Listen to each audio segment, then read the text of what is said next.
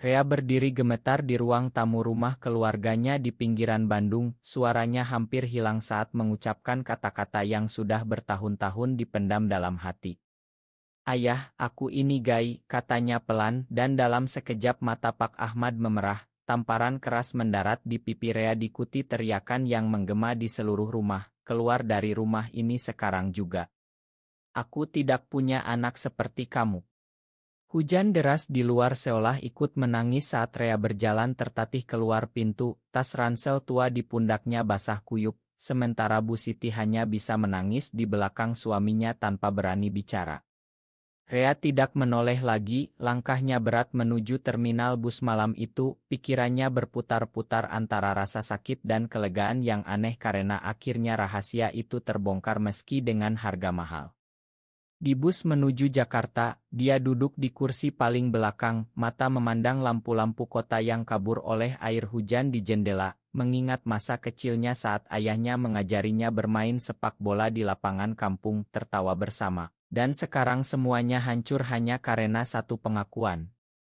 "Kenapa aku harus seperti ini?" gumamnya dalam hati, air mata bercampur dengan hujan yang menetes dari rambutnya. Tiba di Jakarta dini hari, udara dingin menusuk tulang, Rea tidak tahu harus kemana, dia hanya punya nomor telepon teman lama dari kuliah, Andi, yang dulu pernah curhat soal hal yang sama. Dengan tangan gemetar dia menelepon, "Andi, aku di Jakarta. Ayahku usir aku." Andi langsung datang menjemput dengan motor bututnya, membawa Rea ke kos kecil di daerah Tebet yang sempit tapi aman. Malam itu Rea duduk di lantai kos, memeluk lutut, menceritakan semuanya sambil Andi mendengarkan tanpa menghakimi. "Di Indonesia ini susah, Re, tapi kita harus kuat," kata Andi pelan sambil menyodorkan secangkir teh hangat. Rea mengangguk, tapi dalam hatinya ada badai, bagaimana dia akan bertahan tanpa dukungan keluarga, tanpa pekerjaan tetap, dan dengan identitas yang selama ini dia sembunyikan karena takut dicap aneh oleh masyarakat. Pagi harinya dia berjalan-jalan di sekitar kos, melihat orang-orang sibuk menuju kantor, warung kopi ramai dengan obrolan biasa, tapi dia merasa terpisah dari semua itu. Dia ingat bagaimana dulu di Bandung dia bekerja paruh waktu sebagai desainer Grace Relance, tapi sekarang semuanya terasa jauh. Andi membantu mencarikan pekerjaan sementara di KAI dekat kos, membersihkan meja dan menyajikan kopi, meski bayarannya kecil.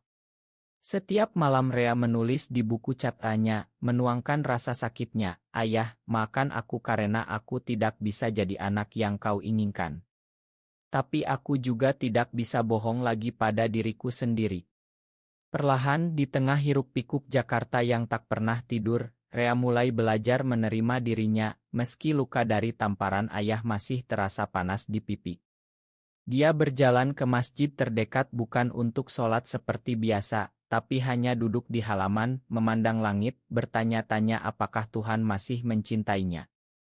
Andi sering mengajaknya ngobrol malam-malam, berbagi cerita tentang perjuangan mereka sebagai pria yang mencintai pria di negeri yang masih penuh pandangan miring. "Kita bukan penyakit, Re, kita hanya berbeda," kata Andi suatu malam saat mereka makan mie goreng di warung pinggir jalan. Rea tersenyum tipis untuk pertama kalinya setelah kejadian itu, meski hatinya masih berat. Minggu-minggu pertama berlalu seperti mimpi buruk yang lambat, dia sering menangis sendirian di kamar kos, tapi juga mulai merasa ada kekuatan baru tumbuh di dalam dirinya. Dia tidak lagi hanya korban, dia mulai mencari jalan untuk bertahan hidup di kota besar ini. Di KAI tempatnya bekerja, Rea belajar banyak tentang ketabahan. Pelanggan datang dan pergi, ada yang ramah ada yang kasar, tapi yang paling berat adalah saat bosnya curiga melihat Rea tidak pernah bicara soal pacar perempuan. "Kamu kok aneh ya, Re? Sudah umur segini kok masih sendiri?" tanya bosnya suatu hari sambil tertawa. Rea hanya tersenyum kaku, hatinya berdegup kencang karena takut rahasianya terbongkar lagi.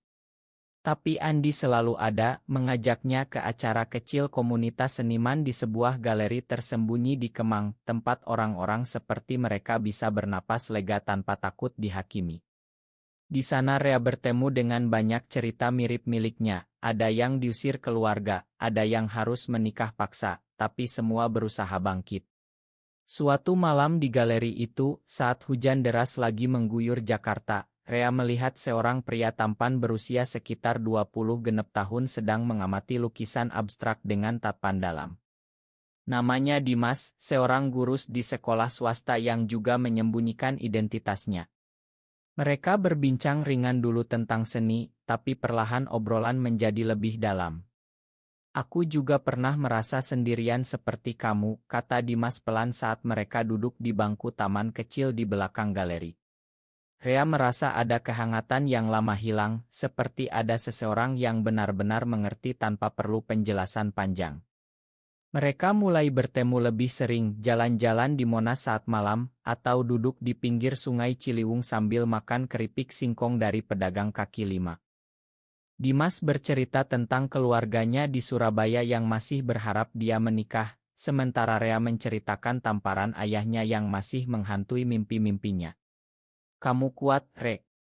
Kita semua sedang belajar mencintai diri sendiri di tengah dunia yang tidak selalu menerima, kata Dimas sambil memegang tangan Rea sekilas, sentuhan yang membuat hati Rea berbunga. Tapi tidak semua mudah. Di tempat kerja, ada rekan kerja yang mulai bergosip karena melihat Rea sering tersenyum saat chat dengan Dimas. Rea harus lebih hati-hati menyembunyikan ponselnya, tapi itu membuatnya lelah.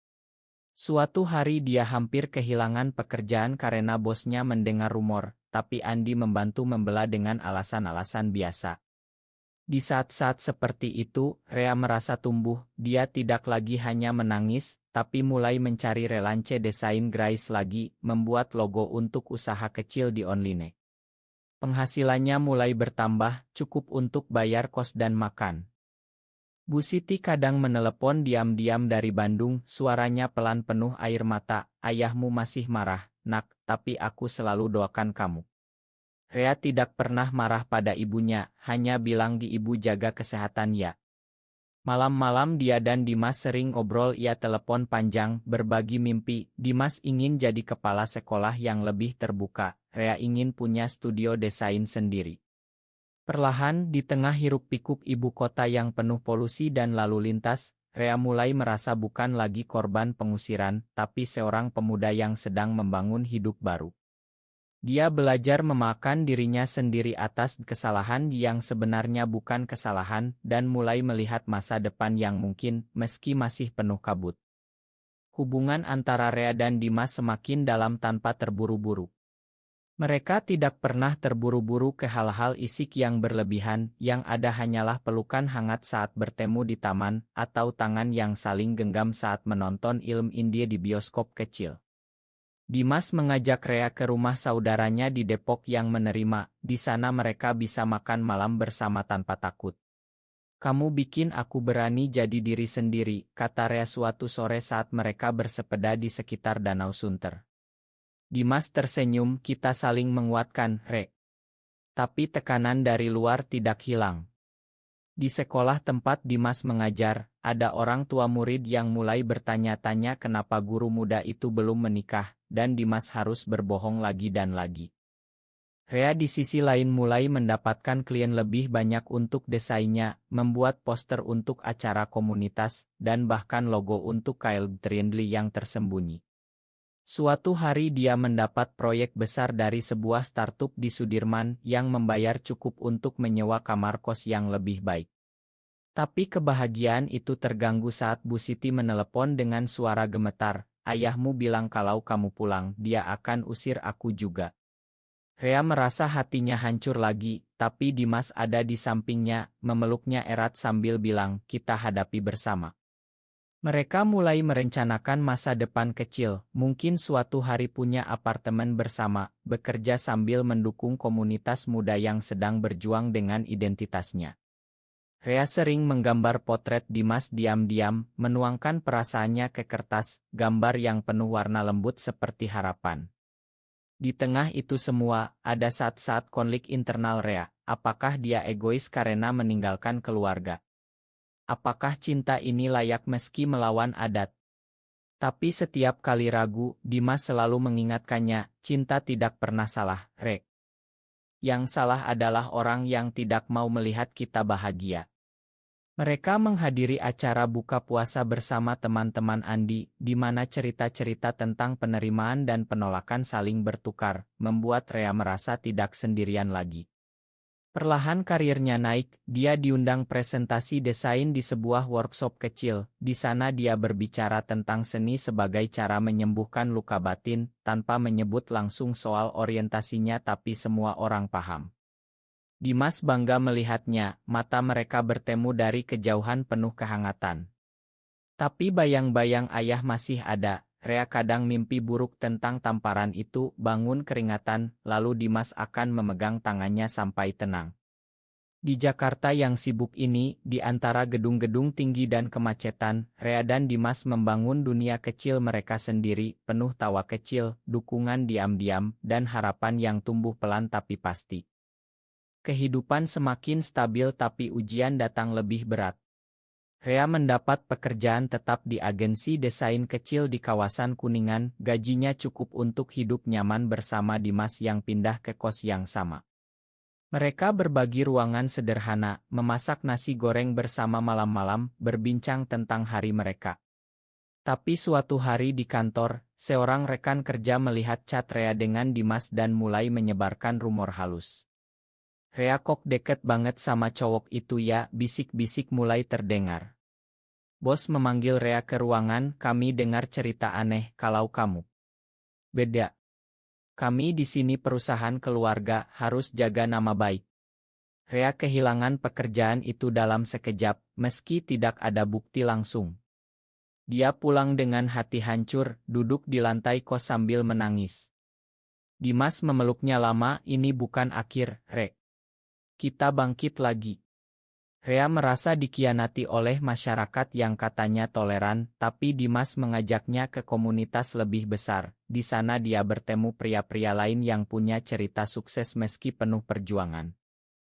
Rea mulai relance lagi dengan lebih giat, membuat desain untuk brand lokal yang progresi, dan pendapatannya bahkan lebih baik dari sebelumnya. Konflik dengan Dimas muncul saat Rea ragu untuk keluar lebih terbuka.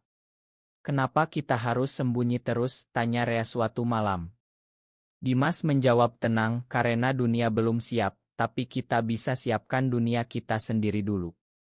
Mereka berdamai dengan pelukan dan janji untuk selalu jujur satu sama lain. Di saat yang sama, kabar dari Bandung datang, Bu Siti sakit ringan, Rea kirim uang diam-diam melalui Andi. Pak Ahmad masih menolak bicara soal anaknya, bahkan bilang pada saudara, anakku sudah mati bagiku. Keputusan ayah itu seperti pisau yang menusuk lagi, tapi Rea belajar mengubah rasa sakit menjadi kekuatan. Dia mulai mengajar desain online untuk anak muda yang sedang berjuang dengan identitas, tanpa bayaran. Dimas bangga, kamu sedang menyembuhkan orang lain seperti kamu disembuhkan. Hubungan mereka semakin kuat, seperti akar pohon yang menembus tanah keras. Mereka pergi ke pantai Anyer akhir pekan, berjalan di pasir sambil memandang laut, bicara tentang mimpi punya rumah kecil suatu hari. Rea merasa telah tumbuh dari pemuda yang diusir menjadi pria yang mandiri, penuh kasih, meski bekas luka masih ada. Puncak ujian datang saat Bu Siti dirawat di rumah sakit karena komplikasi jantung. Rea pulang diam-diam ke Bandung, berdiri di luar rumah sakit melihat ayahnya dari kejauhan.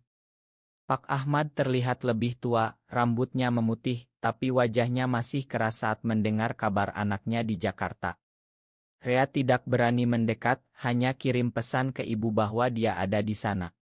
Tapi Pak Ahmad membuat keputusan yang lebih kejam. Dia bilang pada keluarga besar, Rea sudah hilang, jangan sebut namanya lagi, dia membawa malu. Kabar itu sampai ke Rea melalui sepupu, membuatnya menangis semalaman di hotel murah. Dimas datang menyusul, memeluknya di kamar hotel. Kita tidak bisa memaksa orang menerima, tapi kita bisa memakan dari jauh. Rea memutuskan untuk tidak menunjukkan diri, tapi mengirim uang perawatan melalui ibu. Saat Bu Siti pulang, Rea kembali ke Jakarta dengan hati lebih berat, tapi juga lebih kuat. Dia dan Dimas memulai proyek bersama, studio desain kecil di apartemen, menerima klien dari komunitas. Kesuksesan datang pelan, proyek pertama mereka untuk acara hak asasi di Jakarta Pusat membuat nama mereka dikenal. Rea sering berpikir tentang ayahnya, apa dia pernah menyesal. Tapi dia fokus pada hidupnya, membantu Dimas menghadapi tekanan dari keluarganya sendiri. Suatu malam mereka duduk di balkon apartemen kecil, memandang lampu kota. Rea bilang, terima kasih sudah ada di sini. Dimas tersenyum, kita tim selamanya. Konflik internal Rea mencapai puncak saat dia hampir ingin pulang memohon ampun, tapi Dimas mengingatkannya bahwa harga diri juga penting. Mereka menghadiri pernikahan teman Andi yang akhirnya diterima keluarganya setelah bertahun-tahun, melihat harapan itu memberi Rea kekuatan. Ayahnya di Bandung mulai kesepian, sering duduk sendirian di teras, tapi keputusannya untuk memutus hubungan total membuatnya semakin terisolasi. Setahun kemudian, Rea dan Dimas sudah punya studio kecil yang sukses, hidup tenang dengan lingkaran teman yang mendukung. Rea diundang jadi pembicara di workshop seni di Jakarta, bicara tentang perjalanan menemukan diri di tengah penolakan. Pak Ahmad, setelah serangan jantung ringan, mulai mencari tahu tentang anaknya melalui orang ketiga. Dia melihat Otorea di media sosial komunitas, melihat putranya tersenyum bahagia di samping Dimas di sebuah acara. Untuk pertama kalinya, Pak Ahmad menangis sendirian di kamar, menyadari keputusannya dulu untuk mengusir dan memutuskan hubungan total telah menghancurkan keluarga. Dia mencoba menghubungi, tapi Rea sudah pindah nomor lama. Suatu hari di Bandung, Pak Ahmad pergi ke acara Rea diam-diam, berdiri di belakang kerumunan, melihat putranya yang kini dewasa, percaya diri, dan dicintai. Air mata mengalir di wajah tua itu saat dia menyadari terlambat, Rea bahagia tanpa dia. Rea melihat ayahnya dari kejauhan, tapi tidak mendekat, hanya mengangguk kecil sebagai tanda yang sudah lama diberikan.